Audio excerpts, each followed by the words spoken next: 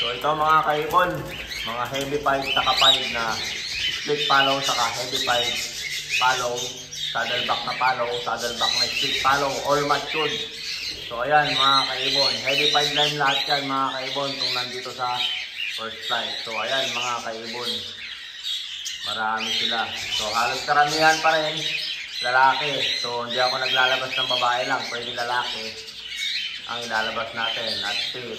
So ayan mga kaibon, mga matured na po yan. Ayan mga kaibon, mga heavy pied follow, saddleback na split follow, saddleback na follow.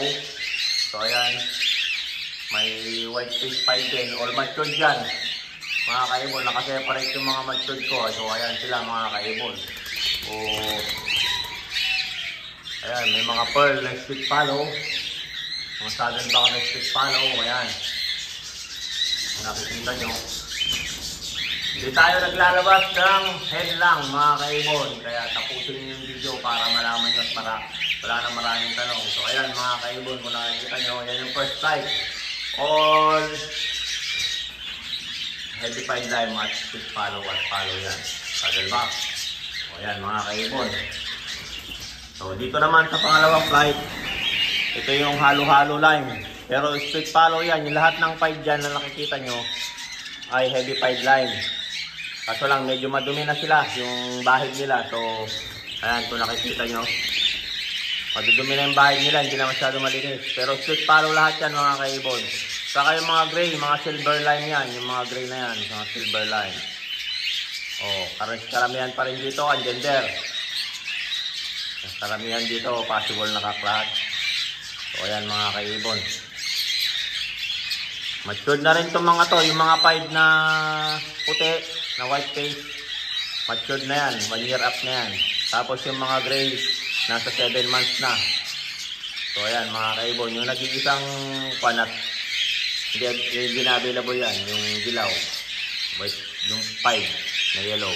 So dito naman mga kaibon, third flight, ay mga halo-halo line din to. May mga crested follow, body na Euro line, hindi man 100% yan mga yan mga kaibon.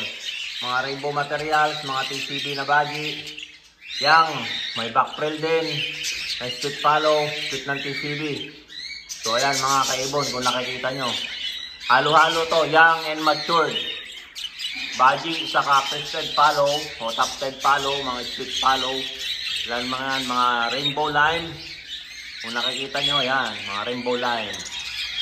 Mga kwanto, ano to, mga rainbow materials. Yan, mga rainbow materials yan, mga kaibon. So, kung nakikita nyo, ayan sila, oh. Mga body, mga crested na TCB. So, yan, mga bio na TCB, fresh breed. Kung nakikita nyo, yan, TCB opaline, back trail na blue. Mga split follow lahat yung mga parakeet ko or split ng TCB yan mga kaibon. So ayan mga kaibon. So ito rin yung mga bata, mga young. So halo-halo line din to. May TCB, na crested, may full crest, may double crest ba itong mga to? Ayan.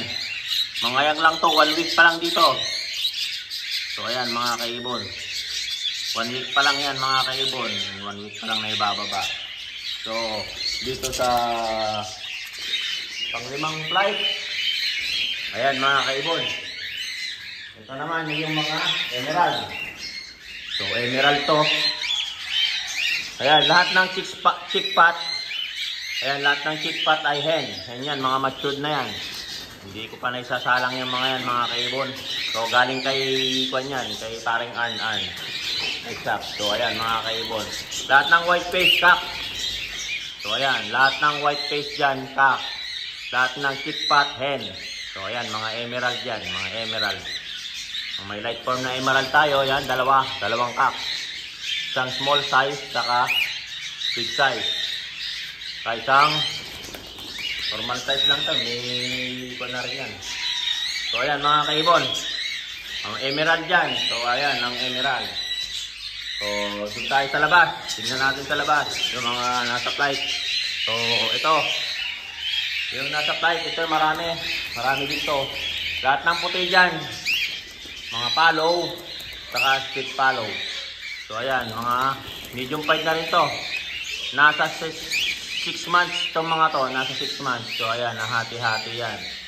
6 months na po sila mga kaibon. May white face pearl, pied na follow, heavy pied line.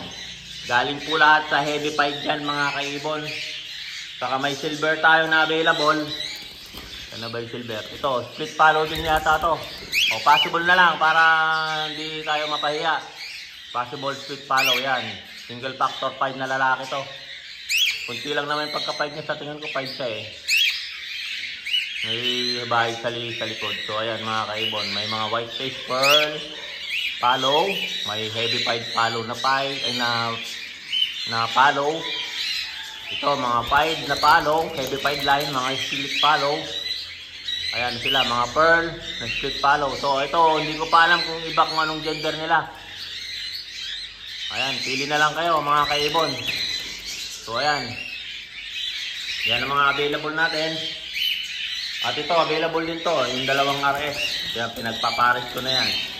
Pinagpapares ko na to. Dalawang recessive silver at follow. So ayan mga kaibon. Ayan oh. Yung cock dyan, yung nasa pert. Tapos yung nakabitin, yun yung hen. O, ayan mga kaibon, PM na lang para madaling usapan. Alam na, Pampanga tayo ha mga kaibon. Location natin, Pampanga. So ayan mga kaibon, so don't forget to subscribe my YouTube channel, Warren Palakpak Kaibon. At sa Facebook page ko, Warren Palakpak Kaibon din. At sa Facebook account ko, Warren Palakpak, Mr. Tigasin. So hanggang sa muli mga kaibon, paalam!